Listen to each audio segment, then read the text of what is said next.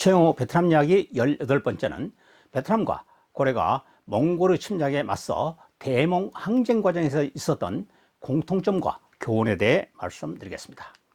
여러분, 강화도 여행 다녀오셨나요? 수도권에서 1일 여행으로 역사, 안보, 자연, 풍물 등을 두루 즐기고 느낄 수 있는 강추 여행 코스입니다. 제가 강화도 여행에서 특별하게 관심을 갖는 곳은 강화읍에 있는 고려 궁지입니다. 개경에 도보하고 있던 고려가 강화도로 천도한 것은 무인 정권 시기로 최충원의 아들 최우가 집권하고 있던 1232년이었습니다. 고려궁은 1270년 환도할 때까지 38년 동안 강화도에 있었습니다. 고려가 조그마한 섬 강화도를 38년간이나 도읍지로 삼게 된 배경은 무엇이었을까요? 모두가 잘 아신 것처럼 몽골의 침입에 저항하기 위함이었습니다. 몽골의 태무친이 몽골을 통일하고 징기스칸을 칭한 것은 1206년으로 최충원 집권 10년 차 되던 해였습니다.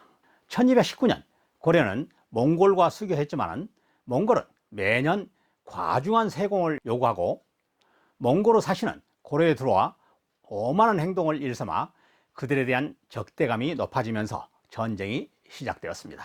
몽골의 1차 공격은 1231년 시작되었고 고려 제정은 1232년 강화도로 피신해 협상과 저항을 계속했습니다. 왕실의 강화도 피난으로 내륙의 백성들은 1259년 몽골의 9차 침입이 끝날 때까지 몽골의 공세에 무방비로 노출되어 형언할 수 없는 피해를 감수해야 했습니다.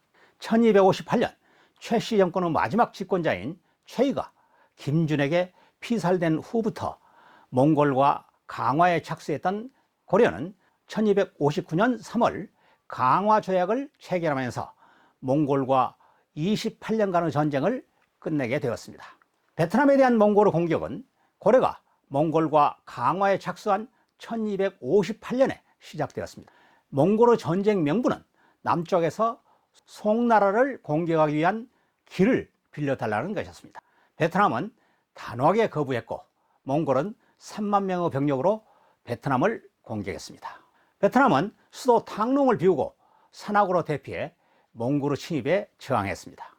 몽골은 손쉽게 탕롱을 점령했지만 얻은 것이 없었습니다.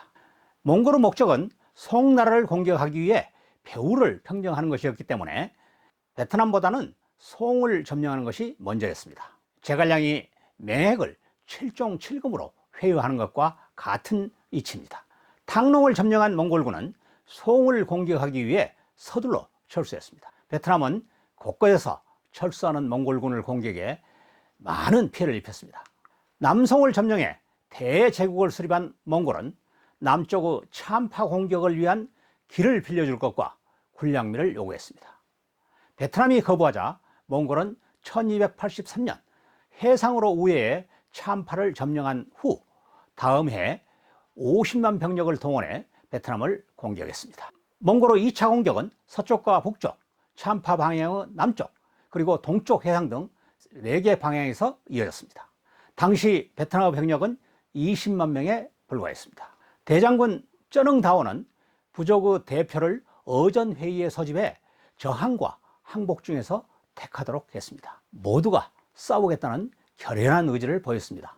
주민의 적극적인 지원으로 항전했지만 중과부적으로 수도인 탕롱을 빼앗기고 말았습니다.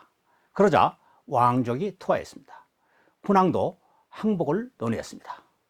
쩌능다오는 군왕에게 신의 머리를 베고 항복하라며 저항을 계속했습니다.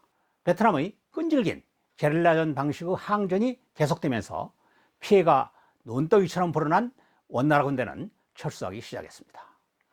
몽골의 패배에 격노한 황제 쿠빌라이는 고려와 함께 여몽 연합군을 편성해 준비하고 있던 3차 일본 정보를 연기하고 베트남 공격에 집중하도록 했습니다.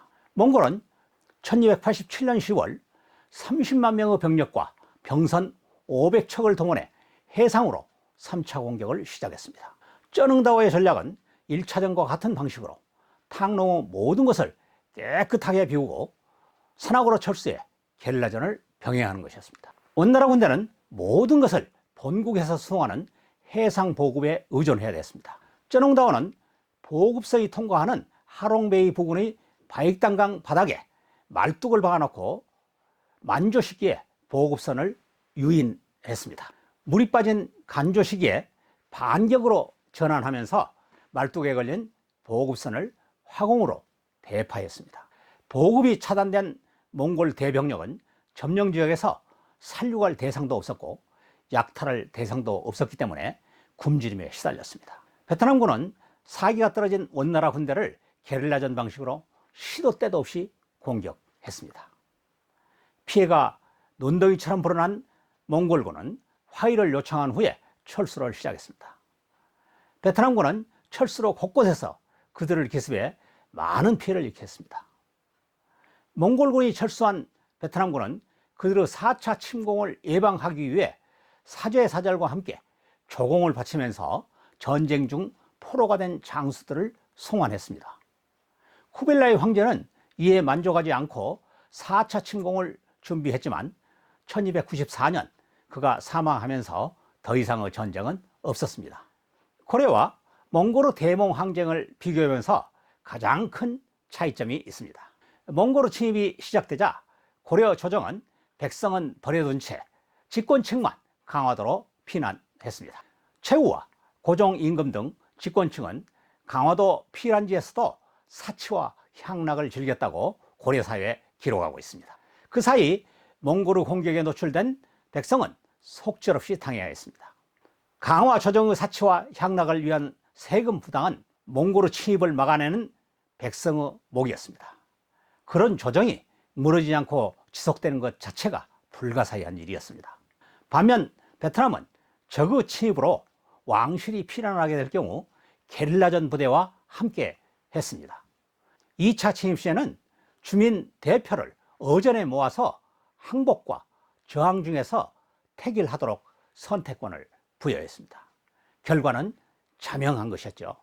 어전에서 항복을 주장할 대표는 없었을 것이기 때문입니다. 손자병법 중에서 가장 유명한 지피지기 백전불태가 나오는 제3편 모공편을 보면 상하 동욕자 승이라고 합니다. 유라시아에 걸쳐 대제국을 수립한 몽골조차도 점령하지 못한 나라 베트남은 그 이유가 분명 있었던 것입니다. 그 당시 베트남이 고려에 기여한 것도 있었습니다. 고려는 몽골과 강화 조약을 체결한 1259년부터 몽골의 속국 같은 신세가 되었습니다. 몽골과 고려는 황제 쿠빌라이의 야욕에 따라서 일본 정벌 준비기구로 정동행성을 설치하고 병력 동원과 함께 병선 준비 등 전쟁 준비를 고려가 담당하도록 다그쳤습니다. 백성들이 끼니도 해결하지 못한 상태에서 일본 정벌을 위한 전쟁 준비는 고려에게 커다란 부담이 아닐 수 없었습니다. 1274년 1차 원정, 1281년 2차 원정이 있었지만 모두 태풍 등 자연재해로 인해 실패했습니다. 쿠빌라이 황제는 제3차 원정을 위해서 고려를 다그치고 있었지만 앞서 말씀드린 바와 같이 두 번째 베트남 공격이 실패하면서 일본 원정을 포기하고 베트남 공격에 집중하도록 했습니다. 1287년의 일입니다. 그 바람에 고려는 일본 정벌을 위한 제1선의 임무에서 벗어날 수 있었습니다. 이상과 같이 대몽 항쟁 과정에서 고려와 베트남의 상황에 대해서 말씀드렸습니다. 잊지 말아야 할 교훈은 상하 동욕자승, 집권층이 몸을 보여야 합니다.